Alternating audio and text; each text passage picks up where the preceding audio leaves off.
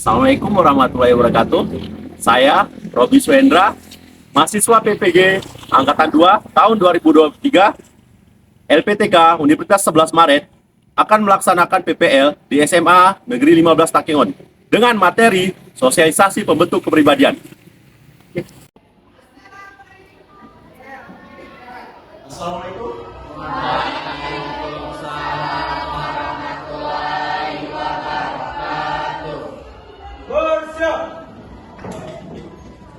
Assalamualaikum warahmatullahi wabarakatuh. Waalaikumsalam warahmatullahi wabarakatuh. Ya, pelajaran kita berjalan dengan lancar. Mari, ikuti doa sebelum pelajaran dimulai. Mulai.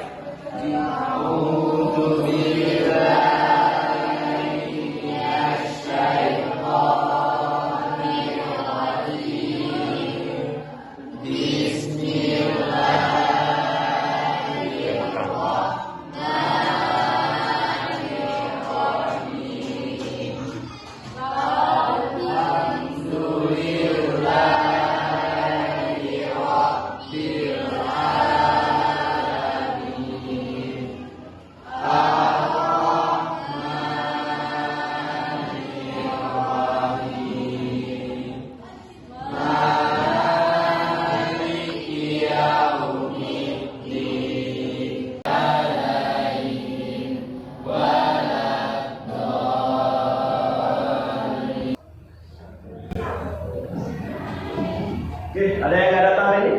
Ada Pak, Siapa? saya Rizky Ramadan Pak. Izin, apa? Sakit Pak. Iya. Yang lain gimana kabarnya? Alhamdulillah sehat Pak. Bentar.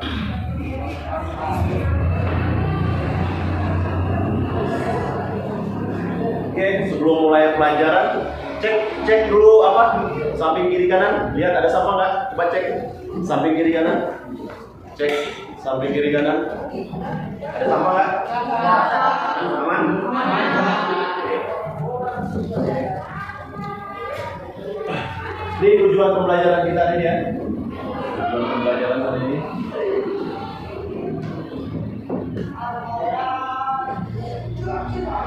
Sebelum mulai pembelajaran yang baru, ada yang masih ingat dengan materi yang sebelumnya tentang nilai dan norma? Saya Pak. Oke, tapi apa itu nilai dan norma? Nilai adalah suatu patokan atau petunjuk di dalam lingkungan masyarakat itu sendiri.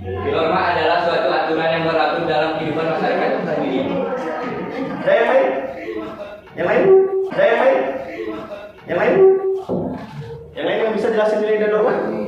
Oke, pas?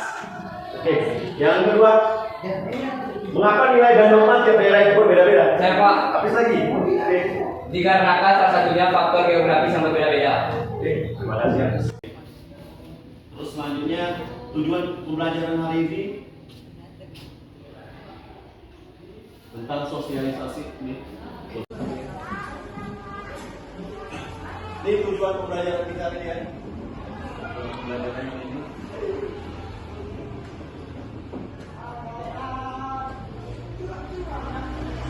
Oke, dalam pembelajaran ini kita pakai model PBL. PBL itu Problem Based Learning, yaitu salah satu model pembelajaran yang memecahkan suatu masalah secara berkelompok yang kita lakukan seperti sekarang ini. Tentang nilai dan norma yang ada di dalam masyarakat. Itu sosialisasi ya. Oke, pengertian sosialisasi. Akhirnya belajar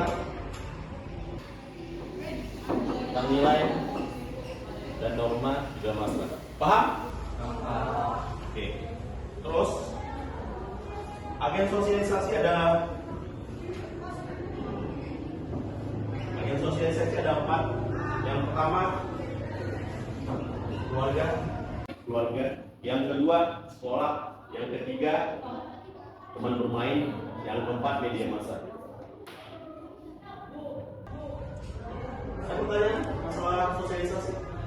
Ada? Ngerti? Ngerti? Ngerti? Ngerti? Ngerti? Ya. Contoh sosialisasi dalam keluarga itu kayak mana Pak? Contoh sosialisasi sosialisasi dalam keluarga itu. Contohnya orang tua mengajarkan anaknya dengan norma-norma yang baik. Itu contoh sosialisasi dalam keluarga. Ini ada film tentang sosialisasi. Ini salah satunya film agen sosialisasi yang teman sama media massa.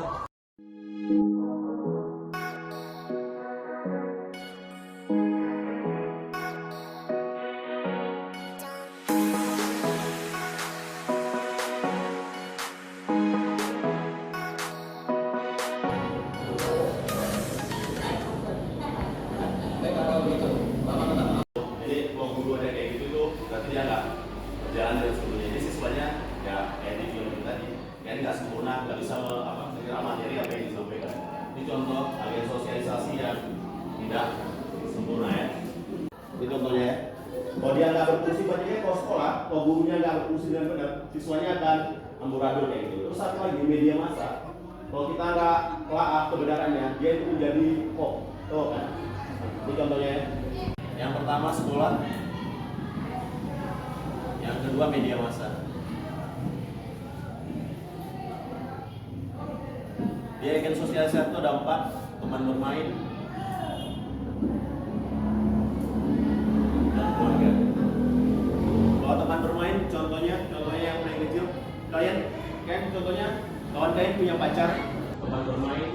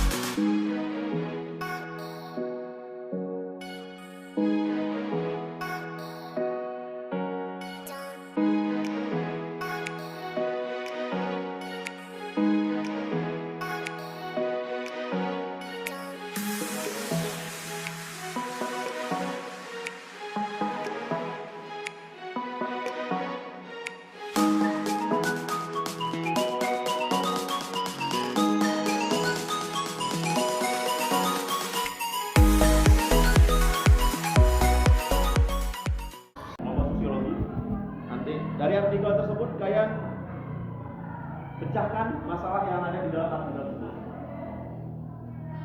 Sebelum Bapak kasih artikel ada pas.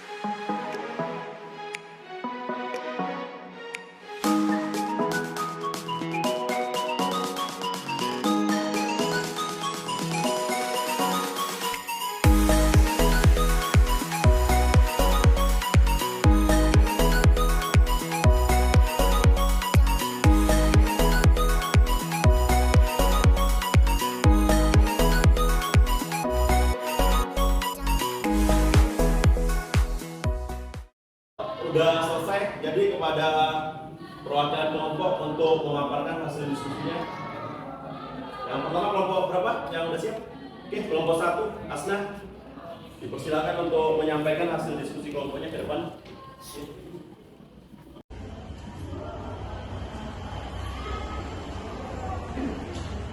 Assalamualaikum warahmatullahi wabarakatuh. Waalaikumsalam warahmatullahi wabarakatuh. Perkenalkan, saya Sudani, saya dari perwakilan kelompok 1 ingin menjelaskan tentang apa yang menjadi dipertanyakan pada artikel yang sudah Bapak bagikan tadi. Yang pertama adalah agen sosialisasi apa yang terdapat dalam artikel di atas. Pada teks tersebut menjelaskan tentang agen sosialisasi keluarga, yang dimana agen sosialisasi keluarga ini adalah sosialisasi pertama yang dilakukan oleh setiap individu dari semasa kecilnya. Umumnya, sosialisasi ini berlangsung ketika seseorang anak berusia dari 1 hingga 5 tahun. Seperti pada artikel ini menjelaskan tentang Ana dan Isabel, kedua gadis Malang yang kesempatan bersosialisasinya hilang karena faktor keluarga. Dan yang kedua, proses sosialisasi yang terdapat dalam artikel ini. Pada proses sosialisasi, Ana dan Isabel menyatakan bahwa sejak dari bayi hingga berumur 5 tahun, mereka dikurung oleh kakek dan ibunya yang bisu dan tuli. Kedua gadis ini tidak dapat melakukan hal-hal yang semestinya mereka sudah bisa lakukan, seperti berjalan, makan, dan mandi sendiri. Dan yang lebih malangnya lagi, setelah 4 tahun kemudian, saudari dari Isabel ini meninggal dunia, yaitu Ana, yang sudah kehilangan kesempatannya dalam menjalankan kehidupannya atau kehilangan semangat. Berbeda dengan Isabel, dia masih bisa menjalankan kehidupannya dengan normal dan bisa mulai sekolah seperti biasa setelah menjalani perawatan intensif. Yang ketiga, faktor penyebab Ana dan Isabel bersikap apatis. Sebelum saya menjelaskan penyebab mengapa Ana dan Isabel bersikap apatis, saya akan menjelaskan apa itu apatis agar teman-teman semua tahu bahwa apatis itu apa. Jadi, bersikap apatis adalah sikap tak acuh terhadap segala sesuatu yang ada di lingkungan sekitar, atau sikap kurangnya minat, perhatian, dan emosi terhadap suatu hal. Penyebab mereka bersikap apatis yang sudah menonjol, yaitu karena lingkungan sekitar mereka yang tidak mendukung tentang kesepakatan mereka dalam menjalankan proses interaksinya dengan orang-orang sekitarnya, atau biasa disebut dengan sosialisasi. Dan yang keempat, menurut saya apa yang harus dilakukan agar Ana dan Isabel dapat hidup normal seperti anak-anak lainnya. Sebaiknya, jika orang tua mereka tidak bisa memberikan arahan dan petunjuk yang benar atau yang baik kepada mereka, lebih baik rasanya jika mereka dititipkan di panti asuhan. Mengapa? Karena jika di panti asuhan akan berbeda cara didikannya bersama keluarganya. Jika di panti asuhan mereka akan mendapatkan pengajaran yang lebih baik, mendapatkan petunjuk yang lebih baik. Di sana mereka dapat melakukan proses adaptasi dengan teman-temannya, maupun cara berinteraksi dengan orang-orang sekitarnya. Mungkin itu saja yang dapat saya sampaikan. Terima kasih. Jika ada kesalahan saya mohon maaf. Assalamualaikum warahmatullahi wabarakatuh. Siapa lagi ya? Kelompok berapa lagi yang ingin melaporkan hasil diskusinya? Saya, Pak. Oke, silakan Iqbal. Laporkan hasil diskusinya ke depan. Assalamualaikum warahmatullahi wabarakatuh. Waalaikumsalam warahmatullahi wabarakatuh. Baik, saya akan memaparkan hasil kerja dari kelompok kami. Yang pertama adalah jelaskan agen sosial yang terdapat dalam artikel di atas. Menurut kelompok kami, jawabannya adalah keluarga. Karena kakek dan neneknya tidak bisa berbicara ataupun mendengar. Namun, mereka telah melakukan sebuah tindakan sosiologi, walau hanya sebatas mengurung hingga korban tidak mendapatkan sosiologi, hingga ditemukannya terkurung oleh orang lain. Yang kedua, jelaskan proses sosialisasi yang terdapat dalam artikel di atas. Menurut kelompok kami, jawabannya adalah karena proses sosiologi tentang dua individu yang memaksa individu lainnya untuk menjauhi sosiologi. Hal ini sudah termasuk ke dalam sosiologi karena adanya interaksi walaupun tanpa berbicara. Yang ketiga, identifikasilah faktor penyebab Ana dan Isabel bersikap apatis. Menurut kelompok kami, jawabannya adalah karena kakek neneknya yang mengurung mereka berdua dari bayi hingga umur 5 tahun. Hal ini membuat mereka berdua mendapatkan perilaku yang merasa diuntung, dan faktor tersebutlah yang membuat mereka menjadi seorang yang acuh tak acuh atau apatisme. Yang keempat, menurut Anda apa yang harus dilakukan agar Ana dan Isabel dapat hidup normal seperti anak-anak lainnya? Menurut kelompok kami, jawabannya harus mendapatkan sebuah kehidupan yang dimana secara umum kehidupan tersebut sama seperti kehidupan manusia lainnya. Itu saja yang dapat saya sampaikan. Kurang lebih saya mohon maaf. Assalamualaikum warahmatullahi wabarakatuh.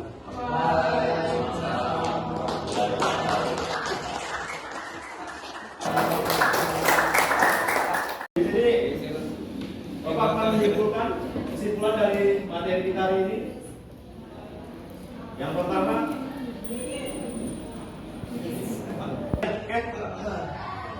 Oke, kesimpulan dari materi kita hari ini tentang sosialisasi kepribadian. Yang pertama, agen sosialisasi dapat keluarga. Yang kedua, sekolah. Yang ketiga, teman bermain. Yang keempat, media massa. Jadi keempat agen sosialisasi tersebut harus berfungsi dengan benar agar sosialisasi menjadi lebih sempurna. Mungkin ada dari perwakilan siswa yang bisa memaparkan manfaat belajar kita hari ini. Oke, Asna, cepat paparkan manfaat belajar tentang sosialisasi hari ini. Oke, silakan.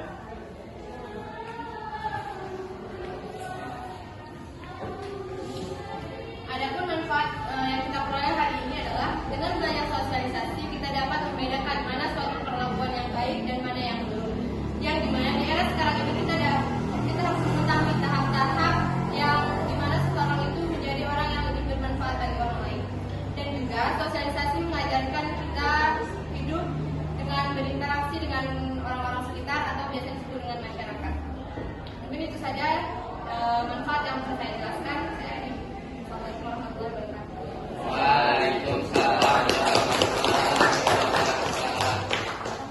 Oke, untuk evaluasi, Bapak berikan soal untuk memperlancar evaluasi pembelajaran kita hari ini.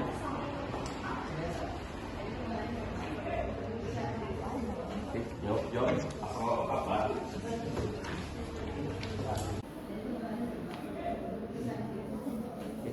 Jawab asal apa?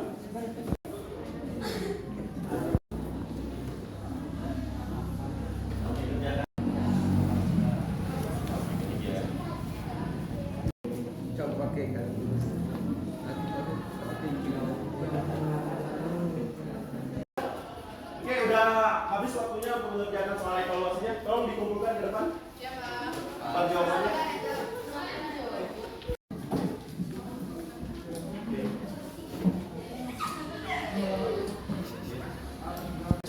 Cari di Google atau sumber referensi lainnya tentang bentuk-bentuk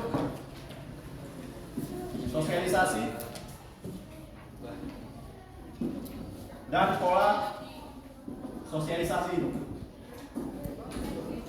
Itu untuk materi selanjutnya nanti untuk minggu depan cari bentuk-bentuk sosialisasi dan pola sosialisasi dari media sosial, referensi. Oke. Mungkin hanya ini yang dapat Bapak sampaikan untuk materi hari ini. Bapak akhiri. Assalamualaikum warahmatullahi wabarakatuh. Waalaikumsalam.